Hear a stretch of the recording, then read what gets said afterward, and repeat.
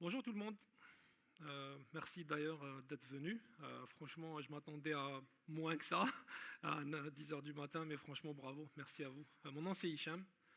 En fait, une petite correction par rapport au titre de l'atelier. C'était supposé d'être vraiment un atelier hands-on, purement practice. Après, ils ont changé un petit peu le format, étant donné qu'on n'aura que 30 minutes aujourd'hui. C'est impossible de faire un workshop en 30 minutes. Ceux qui sont habitués à avoir des bootcamps, etc., ça prend minimum 90 minutes et plus. Ça, c'est bad news. Mais le good news pour les geeks, ceux qui sont intéressés, prenez mon nom, envoyez-moi une connexion sur LinkedIn, envoyez-moi vos adresses email. Je vais étudier une session, je serai là, pas là, comme vous voulez, mais virtuel. Je pense que tout le monde sera vraiment plus relax chez lui, devant deux écrans, pour pratiquer la solution AI Security Runtime and Access, comme ce qui a été prévu. J'espère que les gens ne sont pas déçus ici, mais this was the update regarding the workshop. Est-ce que vous êtes d'accord avec ça? Tout est beau. Si ce n'est pas le cas, je peux switcher, je prends mon laptop, on fait un workshop. C'est d'accord? Ok, parfait. Donc, Hicham Zahir, je travaille pour Palo. Il ne faut pas vous inquiéter, je ne vais pas parler de Palo. Je vais vraiment parler de la sécurisation de l'IA, que ce soit Runtime and Access. Puis je vais essayer de vraiment vous expliquer l'histoire derrière tout ça. Petite question pour tout le monde. Je connais un peu la réponse, mais qui dans cette salle n'utilise pas IA? Voilà. Donc, j'avais lu un rapport il n'y a pas très longtemps, puis le rapport il datait de l'année passée, il parlait de 55% de pourcentage d'employés qui utilisent IA. On est tous d'accord que ce nombre est très très bas par rapport à la réalité, surtout dans le domaine des TI. Je pense 100% des employés utilisent IA maintenant. On trouve ça partout, comme le slide l'indique, dans n'importe quel type de solution, toute application qui se développe maintenant, les développeurs vont directement penser dans le business logic, comment on va pouvoir consommer un LLM, un modèle, quoi que ce soit, qui est offert par Vertex, Google, SageMaker, etc., puis comment on peut leverage ça pour rendre notre solution en application plus intelligente. Donc là-dessus, il n'y a pas de débat. Par contre, il y a quelque chose qui s'appelle le paradoxe de la sécurité IA. C'est le même titre que j'ai lu, je suis pas mal vieux quand même, le paradoxe de l'informatisation que j'ai lu il y a comme 25 ans. Quand les gouvernements ont décidé d'informatiser l'administration, c'était un big mess côté papier, et ils voulaient juste adopter l'informatique. Donc ça a donné un big mess à 200 à l'heure, donc à la vitesse de la lumière. C'est vraiment la même chose côté IA. Tout le monde parle de IA, tout le monde adopte l'IA, mais on est tombé dans la même erreur qui est le paradoxe de la sécurité IA. Si on voit les chiffres, c'est très clair. Adoption, on est autour de 80% qui utilisent déjà l'IA dans les compagnies. Et encore une fois, comme j'ai dit, dans tout ce qui est TI, etc., c'est du 100%, je pourrais dire ça. Mais on prend un average, les compagnies qui travaillent dans d'autres domaines, on parle à peu près de 70 à 80%. Par contre, si on voit les chiffres qui sont encadrés en rouge, seulement 10% disposent d'une équipe dédiée à la sécurité de l'IA. Parce qu'en fait, le problème, c'est qu'on pense tous, voilà, on a déjà des mécanismes de sécurité qui sécurisent nos serveurs, nos applications, notre network, notre réseau. Dans le fond, c'est quoi? C'est juste un traffic flow qui passe par nos réseaux, puis qui passe à nos serveurs. On a déjà des firewalls, on a déjà des CSPM, etc. C'est la même chose. Sauf que ce n'est pas vraiment le cas. Donc, un petit slide là qui résume rapidement la différence entre une application traditionnelle et une application IA, c'est que application traditionnelle qu'on a déjà connue, front-end, back-end, si elle est complexe, on parle de middleware dans les banques, etc. Et puis c'est statique, le code ne change pas. L'application elle est là, le code il est là, on va peut-être upgrader, changer certaines choses, ajouter des features, mais il n'y a aucune chance que l'application commence à changer parce qu'en fait, on interagit avec elle. Elle est là, elle est statique. Ce n'est pas le cas pour l'IA. L'IA leverage de LLM, et je suis pas mal sûr que vous avez déjà vécu ça, on va poser la même question à GPT ou Gemini, la même, à 2 minutes d'intervalle. On va avoir peut-être le contenu, le contexte sera plus ou moins le même, mais la réponse sera différente.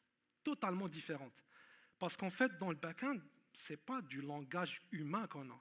Nous, on envoie du langage humain, mais ce qu'on appelle le vector to code, le embedding, et tout ça est transformé en chiffres, en mathématiques, puis il y a des algorithmiques hyper complexes derrière. On parle de réseaux de neurones, plusieurs layers, les neurons, puis les functions qui ont les tan, les sigmoïdes, etc. Puis c'est du pur maths, pure statistique et probant. Donc c'est tout à fait normal qu'il y ait des réponses différentes. Donc on peut dire que finalement une application IA, c'est une application vivante. Donc on voit comme une certaine interaction du va-et-vient, on pose une question et une réponse, d'où la réponse. C'est impossible qu'on va adopter les mêmes solutions de sécurité pour sécuriser quelque chose qui est complètement différent. Maintenant, on revient à l'adoption de l'IA. Quand on va lire les white papers, ou même moi je travaille pour Palo dans notre documentation, puis même si on suit tout ce qui est dans l'industrie de l'IA, il y a en fait deux use cases majeurs dans l'adoption de l'IA. Il y a que, comme j'ai dit, tout le monde utilise l'IA, mais comme utilisateur. Tout le monde utilise du ChatGPT, Gemini, Grammarly, Adobe Firefly. Ça, en fait, c'est ce qu'on appelle le AI Access. C'est comme nous, on est comme des utilisateurs, puis on consomme l'IA comme ce qu'on consomme le SaaS, comme n'importe quelle application. Mais il y a l'autre partie qui est aussi très complexe. C'est soit on développe des applications qui vont leverage l'IA, on ne crée pas nos modèles, on ne fait pas du machine learning, on ne fait rien de complexe, mais on va coder notre application, puis l'application va parler en API ou MCP server, avec le endpoint dans lequel il y a le LLM, puis on va utiliser ce que le LLM nous offre comme fonction, transcript, convergence de data, résumé d'un document, etc. Donc tout ce que les gens utilisent maintenant. Il y a ce qui est plus complexe, c'est le développement du modèle lui-même. Il n'y en a pas beaucoup qui font ça, ça coûte beaucoup d'argent. Il y a du open source, on peut trouver quelque chose dans le Hugging Face, mais ça vient avec des risques, encore une fois. Mais ça, en fait, généralement, il y a des compagnies avec un certain budget qui est quand même assez élevé pour faire le training des modèles, pour faire le deep learning, pour vraiment créer leur propre modèle par rapport à certaines choses. Un exemple, à Palo Alto, vu que je travaille pour Palo Alto, toutes nos solutions de sécurité, les modèles qu'on utilise, c'est des modèles qu'on a créés nous-mêmes. On a fait du training avec notre threat intelligence, les alertes qu'on a déjà reçues tout au long des années qu'on a opéré, nos NG Firewall, etc. Puis on a comme feedé les modèles pour les trainer à pouvoir détecter du zero day, du advanced threat prevention, des attaques hyper persistantes et hyper complexes. Le troisième que maintenant tout le monde utilise, c'est l'Agentic AI. Mais je vais expliquer ça tantôt, mais Agentic AI, en fait, c'est en fait l'ajout d'une autre couche de complexité au-delà d'une simple application IA. Ça veut dire qu'on va créer un agent qui va pouvoir prendre notre input, notre requête, puis la décortiquer, la splitter en plusieurs sous-requêtes, puis aller faire lui-même sa recherche, recevoir l'information, prendre cette information, puis aller interagir avec un autre LLM, etc. Et ça, c'est encore plus de complexité dans l'environnement. Oh, je suis vraiment désolé, ça tombe très mal. Donc, voilà. Si on revient au use case qui est la consommation, une solution idéale, c'est une solution qui ressemble, si vous êtes un peu habitué avec tout ce qui est CASB, DLP. Maintenant, les utilisateurs utilisent Microsoft 365, ils utilisent les solutions qui sont dans Google, etc. Il y a déjà des solutions de sécurité qui vont aller voir qu'est-ce que les utilisateurs dans les compagnies consomment comme application, et puis ils vont faire du CASB, DLP. Ils vont avoir la visibilité sur l'application, ils vont en fait scorer cette application. Est-ce qu'elle est risky, pas risky, less risky? Est-ce que le domaine de cette application est légitime, pas légitime, etc. Et puis le DLP va en fait faire ce qu'on appelle Data Loss Prevention. Il va éviter par exemple qu'un utilisateur transmette une information propriétaire à la compagnie, des informations des clients, numéro de carte crédit, PII, etc. Puis envoyer ça par exemple à un folder dans Azure Drive ou Google Drive. On fait déjà ça avec CASB DLP. Mais comme j'ai dit tantôt, les applications IA sont complètement différentes. Maintenant, on peut comme interagir avec un chat GPT en utilisant n'importe quelle langue. De l'arabe, du français, de l'anglais, du russe, du portugais. Il ne faut pas compter sur un firewall pour pouvoir détecter ça. Donc, c'est là la différence. Puis, il faudrait une solution qui va permettre de donner la visibilité, mais aussi de pouvoir détecter le comportement de ce GenAI. Qu'est-ce qu'il fait? Est-ce que ce GenAI, il est légitime? Est-ce que ce GenAI, il est déjà comme certifié que, par exemple, il ne va pas prendre les données qu'on donne dans notre chat, dans notre prompt, et les leaker à notre utilisateur? Peut-être que quelqu'un va poser une question à ChatGPT en mettant ces informations, puis bon, ChatGPT ne le fait pas parce que c'est quand même assez bien fait, bien monté, mais il y a beaucoup de modèles, il y a beaucoup de GenAI qui sont disponibles. Donc, l'idée d'avoir un CASB DLP pour le GenAI, c'est vraiment d'adopter cette vision de CASB aux applications IA, de pouvoir permettre à un client de savoir est-ce que le GenAI que j'utilise est safe, est-ce qu'il est less safe, et pouvoir aussi le mettre comme, est-ce que je peux le mettre comme sanctioned, unsanctioned, tolerated, et puis avoir la visibilité sur tous les détails sur comment ce GenAI utilise les données que je mets quand je vais poser une question. Ça, c'est l'idéal, comme je dis, par rapport à une solution, ce qu'on appelle GenAI Access Security. Maintenant, je reviens au use case dans lequel, comme j'ai dit, soit on monte une application qui va leverage le AI, soit on va créer nous-mêmes nos modèles, trainer les modèles, utiliser PyTorch, utiliser SageMaker dans AWS ou utiliser comme des solutions comme, je ne sais pas si vous connaissez Lightning.ai, qui est comme beaucoup moins coûteux que AWS, etc. Mais anyway, pour ceux qui sont intéressés, je pourrais aborder ce sujet avec vous par la suite. Ça vous donne une idée, une vision sur la complexité que j'ai expliqué tantôt sur une application normale versus ce qu'on connaît maintenant à cause/grâce au AI, Agentic AI. Dans le passé, les applications étaient plus ou moins ici. Donc, on avait du web, front-end, middleware, on gérait de la data, donc on avait du relationnel, on avait du dimensional, etc. On faisait du caching grâce au cloud. Puis on avait toute la partie app ici, donc business model, etc. Par la suite, il y a eu AI. Donc on a rajouté tout ce qui est LLM, on a rajouté tout ce qui est comme les actions, les applications qu'on code qui vont leverage le LLM. On a rajouté d'autres interactions avec le memory, parce que quand on va leverage un LLM, on va comme prendre le LLM, on va loader dans le memory, on va l'exécuter, puis il va repartir. Donc tout ça, c'est des interactions qui n'existaient pas dans le passé. Et puis en termes d'infrastructure, on est allé d'un simple VM container, etc. Puis là, on a rajouté des ML libraries, des GPU, parce qu'on a besoin de GPU, même des Tensor Processing Unit, pour ceux qui sont comme habitués à ça, les TPU. Mais on a besoin de plus de choses côté infrastructure. Donc si on regarde à peu près, tout ce qui a été rajouté grâce à l'IA, c'est plus que le 2/3 que ce qu'on a connu dans le passé côté applicatif. Maintenant, une petite différence entre AI application et le agentic AI. Parce qu'en fait, on parlait d'AI, on a compris ça, on a une application qui parle à un LLM, qui pose une question, il fait l'inference, il répond, on prend la réponse. Ça, on le connaît déjà. Mais l'agentic AI, qui est sorti il y a quand même quelques temps, il a rajouté plus de complexité. C'est comme un humain qu'on a payé, enfin même pas, c'est gratuit, qui va comprendre notre requête, puis il va la décortiquer en sous-requêtes, puis il va dire, OK, là j'ai mis l'exemple, je vais planifier mes vacances. C'est juste une question, une requête. Mais le agent va devoir dire, OK, pour planifier les vacances, qu'est-ce qu'il faut? Il va réfléchir à ça. Donc il va décortiquer tout ça, puis il va décortiquer ça en plusieurs étapes. Booker le flight, trouver un hôtel, etc. Il va commencer à décortiquer ça. Après, il va commencer à lancer ses requêtes. Il va interagir avec d'autres LLM qui sont spécialisés dans certaines choses. Il va même browser, il va aller chercher dans un browser, avoir l'information. Puis comme vous voyez ici, il y a une sorte de loop. Il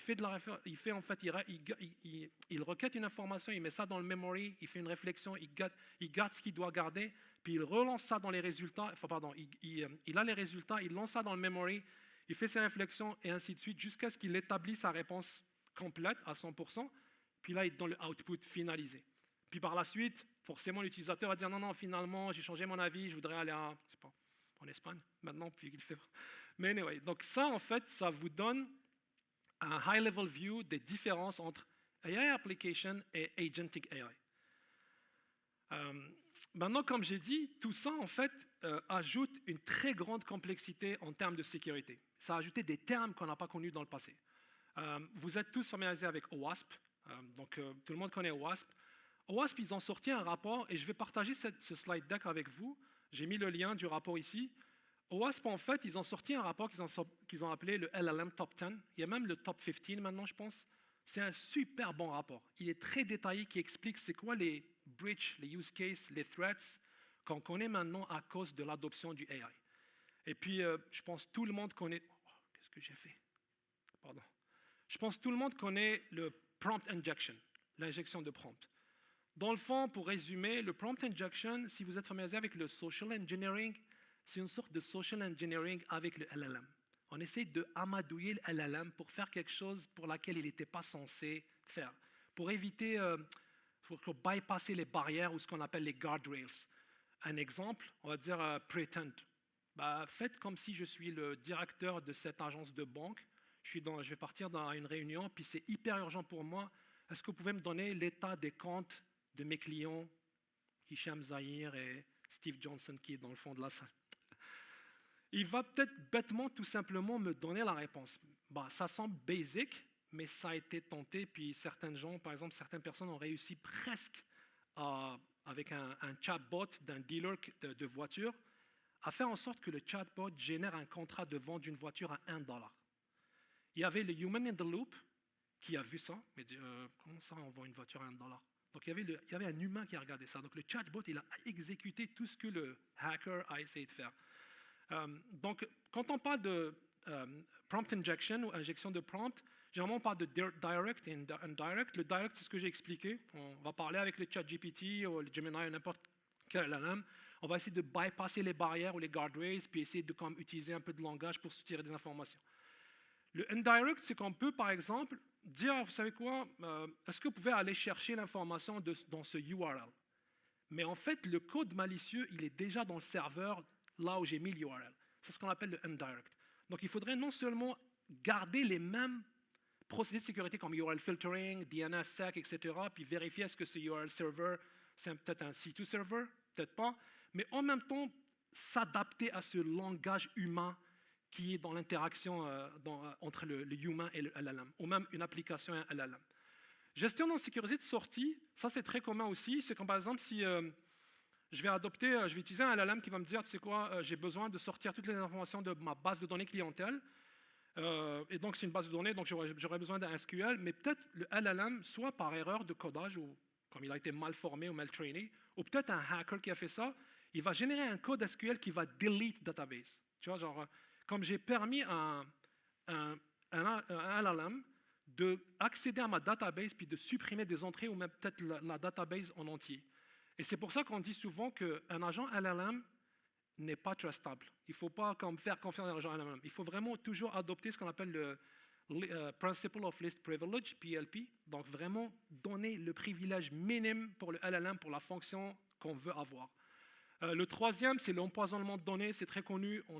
On sait tous que la gestion, tout ce qui est LLM est basé sur le training, la formation, le training des modèles. Et puis, quand on parle de données ici, c'est hyper complexe. On a les données pour le training, on a les données pour la validation, on a les données pour le cross-validation.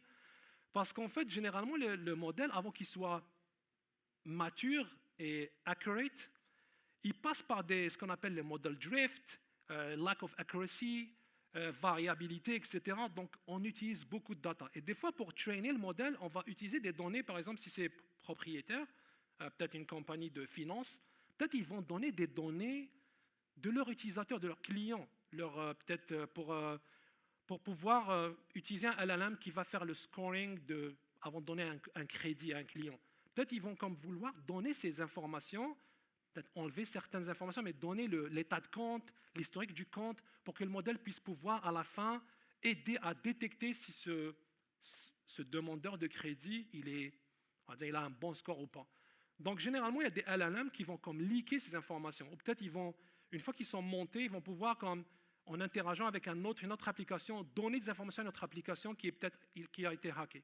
Donc, en gros, on sait qu'en termes de LLM, c'est hyper complexe, puis on a donné un pouvoir à l'informatique, au modèle, que l'humain n'avait pas. Parce que maintenant, on arrive à faire du MFA, RBAC, Least Privilege, Zero Trust Network. Donc, on a Zero Trust Model. Donc, maintenant, on contrôle l'humain. On dit, OK, toi, on te donne un accès hyper limité. Tu es un développeur, tu es un admin, tu es un gestionnaire de projet. Par exemple, tu n'as pas le droit d'accéder à notre service de finance, etc. Donc ça, en fait, on peut le faire. Mais avec le LLM, on a laissé en fait la voie très ouverte. Et c'est pour ça que je vous conseille fortement de lire ce rapport, parce qu'il va changer votre compréhension de la différence entre une application normale et une application AI. Et je vais poser, si vous avez questions, commentaires, une expérience vécue que vous voulez partager, je suis ouvert à tout ça.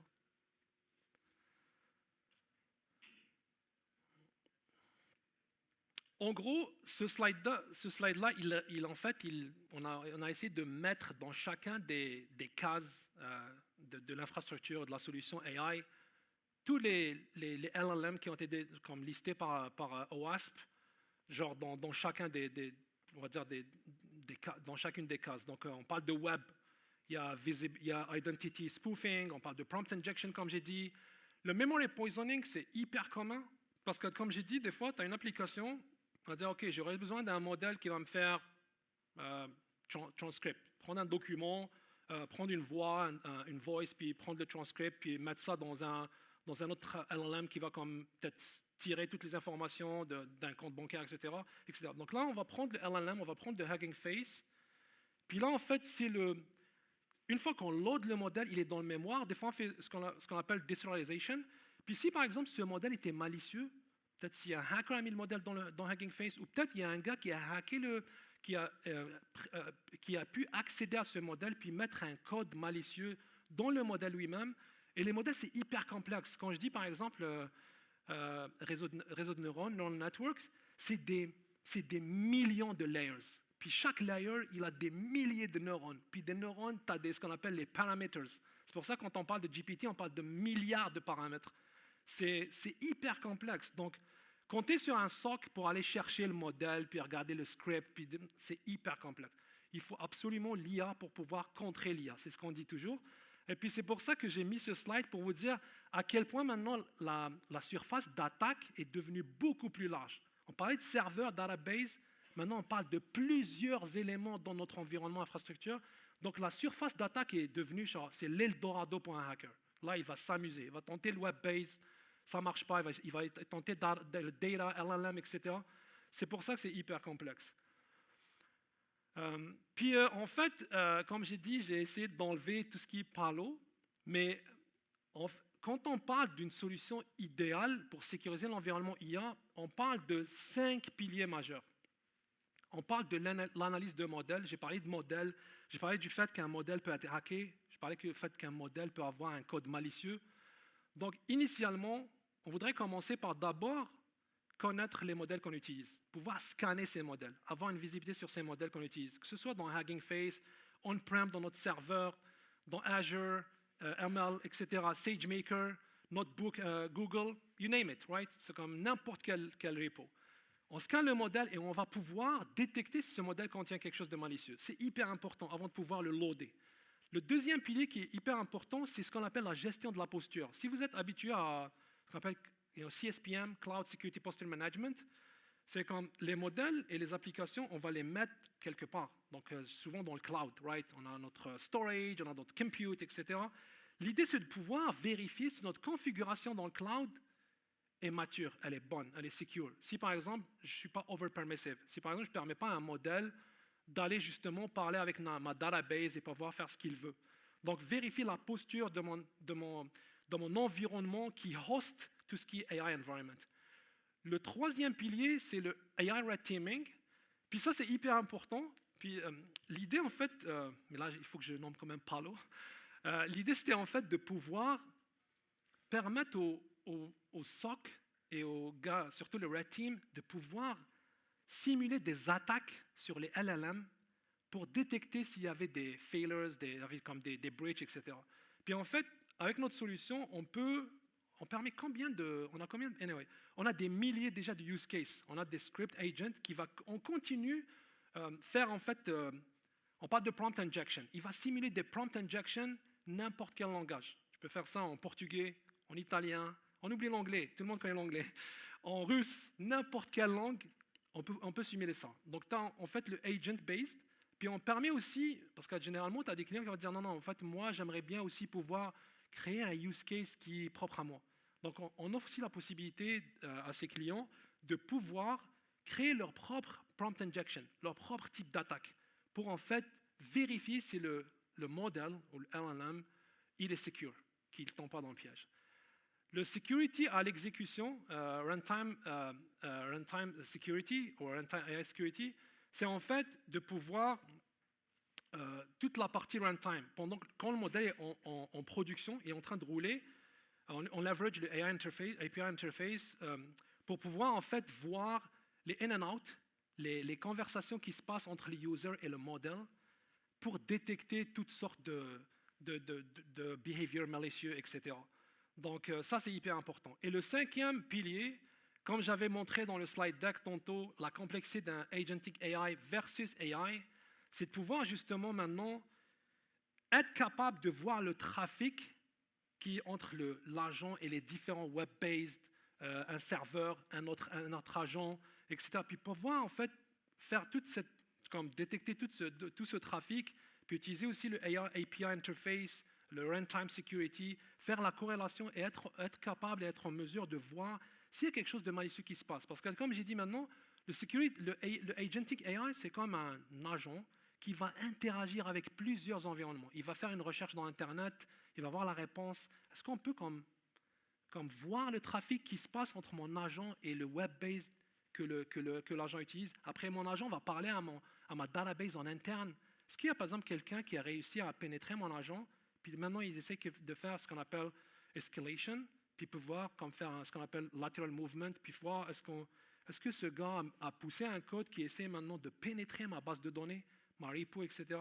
C'est pour ça qu'on a dit qu'en gros, en termes de AI security, on a besoin de 5 piliers majeurs. Je répète, analyser les modèles avant de les loader, vérifier si mon environnement qui host mon AI applications et models est safe, secure en termes de config, il n'est pas over-permissive, puis aussi pouvoir être capable de simuler des milliers d'attaques, parce qu'en fait, le AI, comme j'ai dit, c'est une application vivante. C'est une application qui se fait en langage humain. L'interaction se fait vraiment en langage humain. Donc, est-ce que je suis capable de générer autant de simulations pour pouvoir détecter si mon modèle est safe ou pas? Et puis, par la suite, pouvoir donner ça comme rapport et dire, OK, il va falloir que je bloque ça. Il faut que je change ma guide rail. Il faut que je sécurise mon API interface. Il faut que je sécurise mon MCP server. Runtime, comme j'ai dit, une fois que le modèle roule, il faut que je puisse pouvoir voir les API calls qui se passent entre mon modèle et celui qui interagit avec mon LLM. Et enfin, comme j'ai dit, le agentic AI, c'est quelque chose de plus complexe, mais en réalité, ça résume les 4 piliers pour pouvoir signifier le trafic qui se passe entre les différents éléments et pouvoir sécuriser tout ça. Ça, c'est le même slide. Ça, dans le fond, ça, c'est vraiment produit par l'eau. Je vais zapper ça, mais en gros, genre, c'est quoi les types de solutions qu'il faut mettre pour bloquer le prompt injection, pour bloquer le unsecure output handling, training poisoning, etc. Mais dans le fond, on a 3 éléments majeurs dans le AI security. On a le AI access, donc ça c'est comme le CASB DLP pour AI. On a le AI runtime, donc tout ce qui est environnement AI, genre le modèle, l'interaction avec le modèle, etc. Puis on a le AI SPM, qui est comme le Cloud SPM, c'est comment vérifier que mon environnement qui host le AI environment est bien configuré et il est safe. Je pense que j'ai fini là-dessus. Je suis vraiment désolé pour le UTD.